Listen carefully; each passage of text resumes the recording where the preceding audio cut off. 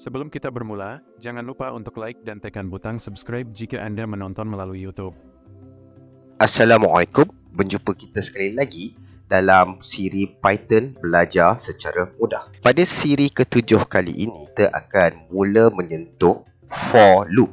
Sebelum itu, saya ingin membawa anda ke laman YouTube kami di Labella Academy Learning Channel seperti dalam paparan di sini. Di laman YouTube Labella Learning Channel ini, kita telah susun semua video-video yang saya kongsikan sebelum ini dalam bentuk playlist dan anda boleh ikuti pada masa yang anda rasakan sesuai.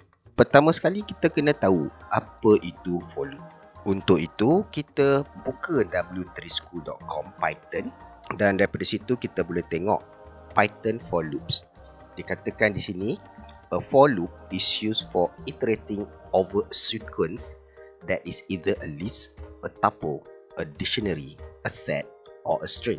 Ingat lagi tak pulau pandan jauh ke tengah, gunung Daik bercabang 3? Itu ialah string. Dalam siri kali ini, saya akan perkenalkan data type jenis sequence. Sequence ni dia ada 3, iaitu list, tuple dan range. Untuk seri ini saya akan cuma memperkenalkan list sahaja sebab kita akan guna list ni untuk membuat kita punya for loop. Apa beza while loop dengan for loop ni?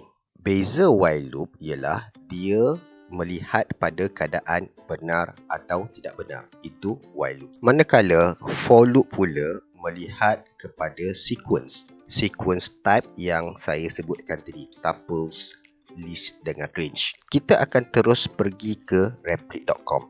Saya akan tunjukkan perbezaan antara while loop dengan for loop dan saya akan tunjukkan macam mana rupanya data type jenis sequence. Kita sekarang berada dalam skrin Replit. Ini ialah string yang saya cerita tadi. Kita buat nota di sini.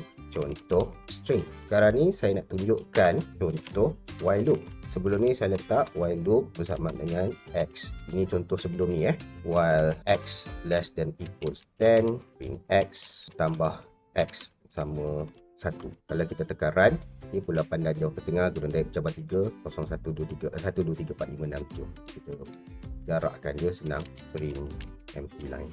Jadi dia akan ada line 1. Okey, ada line 1. Okey. Sekarang ni apa yang saya nak buat sini ialah contoh for loop. Dalam contoh for loop ni, kita akan guna sequence untuk list. List ni, contoh list di sini, x equals apple, banana, cherry. Apa saya nak buat di sini, kita buat sini contoh nama sama juga dengan Imah, Echa, Kasim, Aaron, Cantik. Ini saya letak dekat bahagian komen. Kita akan gerakkan nama ni, kita copy, letak kat sini. Okay, ini ialah list. Ini format dia. Bila kita guna for, kata orang ni beratur dekat ATM machine kan. ATM machine in, maksudnya dalam. Dia akan pergi ke ATM machine, ke print berada di ATM machine selama 5 minit. Bila dah habis, print semua dah guna ATM machine. Ini kita highlightkan dia, kita comment out dulu sebab kita nak dapatkan dia punya result untuk for loop saja. Kita clearkan konsol dan kita run. Berada di ATM machine lagi, tapi dia tak beritahu siapa ni. Jadi kita guna satu trick di mana kita letak F di sini dan kita letak buka bracket, tutup bracket kecil ni. Kita guna ATM. Apa yang dia buat, dia akan baca timah, dia letak dalam ATM. ATM ni sebagai variable. Jadi kalau kita tekan run, timah berada di ATM machine selama 5 minit.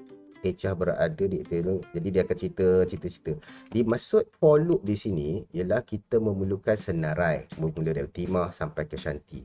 Manakala while loop pula, dia memerlukan senarai juga, tapi kita gunakan statement ni. Kita guna statement selagi senarai dia tak sampai 10, dia buat kerja. Lepas tu dia increment. Walhal for loop ni kita tak perlu tambah. Dia cuma baca dalam senarai yang kita set tadi. Itu ialah perbezaan while loop dengan for loop di increment. Itulah latihan untuk kali ini. Kita akan bertemu lagi dalam latihan yang seterusnya. Jangan lupa untuk like, share dan subscribe laman YouTube kami seperti tertera di skrin supaya channel kami boleh berkembang. Sekian saja. Assalamualaikum warahmatullahi wabarakatuh.